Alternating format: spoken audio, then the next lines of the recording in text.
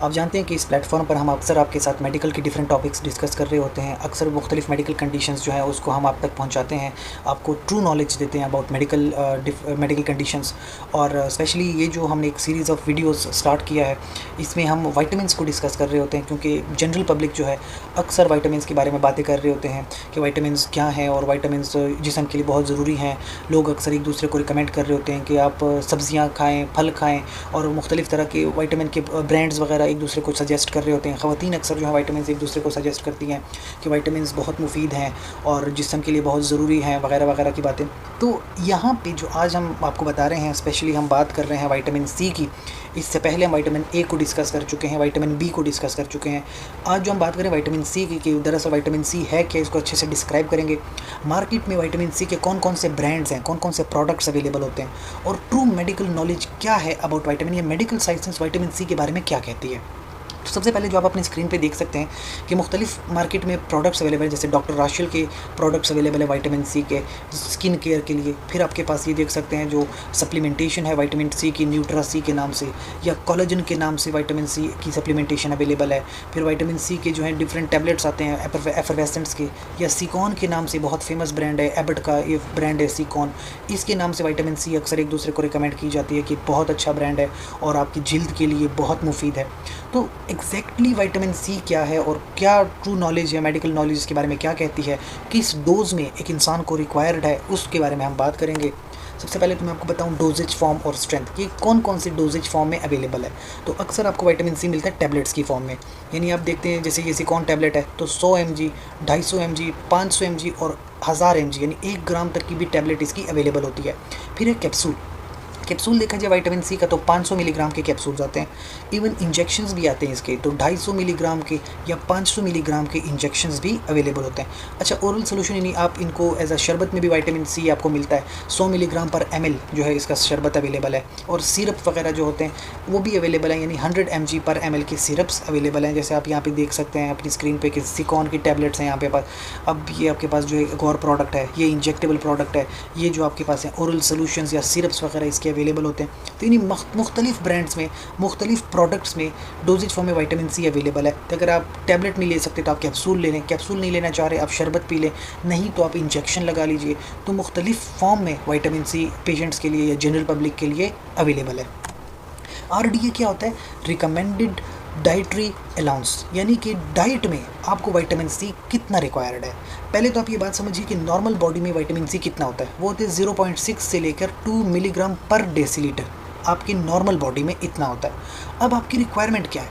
अगर तो आप मर्द हैं तो मर्दों में 90 मिलीग्राम पर डे के हिसाब से रिक्वायर्ड है, और अगर ख़वातीन हैं तो 75 मिलीग्राम पर डे आपको रिक्वायर्ड है, ठीक है। लेकिन याद रखिए अगर फीमेल में आ गई प्रेग्नेंट फीमेल, तो प्रेगनेंसी में विटामिन सी की जो रिक्वायरमेंट है वो ज़्यादा है, यानी 85 mg पर डे की रिक्वायरमेंट है। लेकिन याद रहे कि एक लिमिट में रखनी है, वो भी ऐसा नहीं कि आपने 2000 mg पर डे से बढ़ानी नहीं होती, ठीक है। अगर तो उम्र आपकी 18 साल से कम है तो 80 mg ही ले सकते हैं, ठीक है, वरना फिर जो मैक्सिमम डोज है वो 1800 से आपने नहीं इंक्रीज़ करनी होती अगर प्रेगनेंसी है, ठीक है। अगर बात है नर्सिंग की, यानी कि अगर तो आफ्टर द प्रेगनेंसी जो है ख़वातीन अपने बच्चों को दूध पिला रही हैं, तो उस वक्त उनको विटामिन सी की ज़्यादा ज़रूरत है। तो अगर वो अपने बच्चों को दूध पिला रही होती हैं तो वो जो तब की रिक्वायरमेंट है वो 120 mg पर डे है, यानी कि फिर उनको विटामिन सी ज़्यादा अमाउंट में रिक्वायर्ड है। लेकिन तब भी मैक्सिमम आपने 2000 से ऊपर नहीं जाना होता, यानी उससे आपने कम ही रहना होता है, ठीक है। तो ये आपकी, अच्छा, अगर तो ख़वातीन में प्रेगनेंसी है लेकिन 18 साल से उम्र कम है तो अपनी डोज़ 115 मिलीग्राम तक रखनी होती है, ठीक है। तो ये रिकमेंडेड है। तो ये आप देखिए कि आप विटामिन सी ले रहे हैं, सिकॉन की टैबलेट या कोई जो आप ले रहे हैं, फ़र्ज़ करें मल्टी विटामिन हैं, तो हर एक विटामिन की अपनी डोज़ होती है, उससे ज़्यादा आपने नहीं बढ़ाना होता। उसके बाद है मैकेनिज़्म ऑफ एक्शन, कि विटामिन सी अगर आप ले रहे हैं आपके जिस्म में है तो आपके जिस्म में किस तरह से काम करता है। तो आपके जिस्म में जो सबसे बड़ी प्रोटीन है उसको हम कहते हैं कोलेजन, ठीक है। कोलेजन से आपकी जिल्द बनी है, आपकी जिल्द के जो अंदर म्यूकस मेम्ब्रेन्स हैं, आपके जो होंठ वगैरह हैं, ये सारे कोलेजन के बने होते हैं। मुख्तलिफ टिश्यू को, यानी आपकी जो मुख्तलिफ सेल्स हैं उनको आपस में रखा जाता है बाय कोलेजन।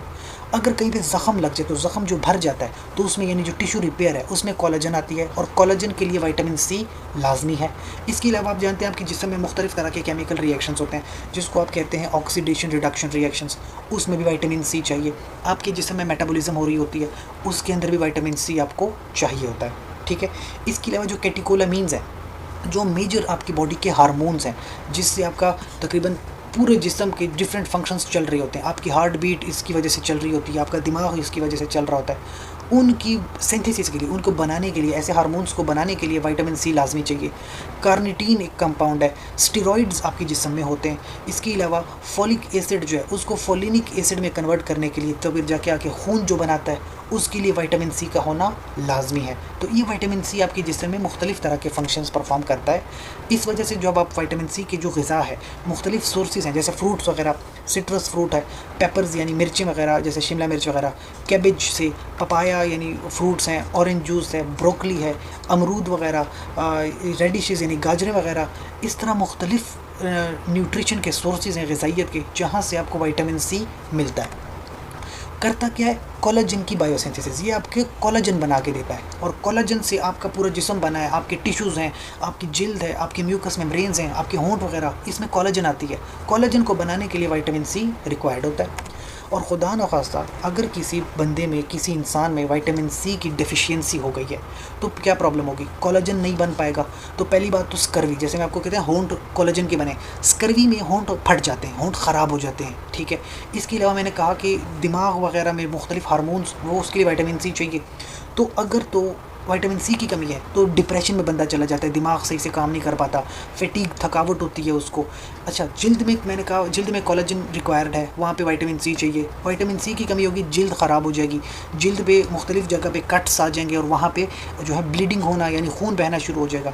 इसके अलावा जो आपकी हड्डियाँ हैं, जो आपके पास कार्टिलेजेस हैं, कार्टिलेज वीक हो जाते हैं, आपके जो बाल हैं, बाल घुंघरियाले हो जाते हैं, जो ज़ख़म पड़ जाते हैं तो वो ज़ख़म भरते नहीं हैं, मुख्तलिफ बहुत डिफ़िकल्ट होता है वो ज़ख़म भरने में। जिल्द जो है बहुत सख्त किस्म की जिल्द हो जाती है और फटना शुरू हो जाती है। हड्डियाँ जो हैं, हड्डियों में कोलेजन चाहिए। एबनॉर्मल बोन ग्रोथ होती है, बच्चों में बोन्स की ग्रोथ नहीं हो पाती अगर तो विटामिन सी की डेफिशिएंसी हो गई है। तो विटामिन सी की हर मर्द औरत में अपनी रिक्वायरमेंट है, इन्फेंट्स में उसकी अपनी रिक्वायरमेंट है, जिसके मुताबिक आप विटामिन सी लेते हैं। लिहाजा विटामिन सी के बारे में जानने के लिए या इसके मुख्तलिफ़ टेस्ट हैं जो आपको बताते हैं कि आपकी बॉडी में क्या लेवल है विटामिन सी का।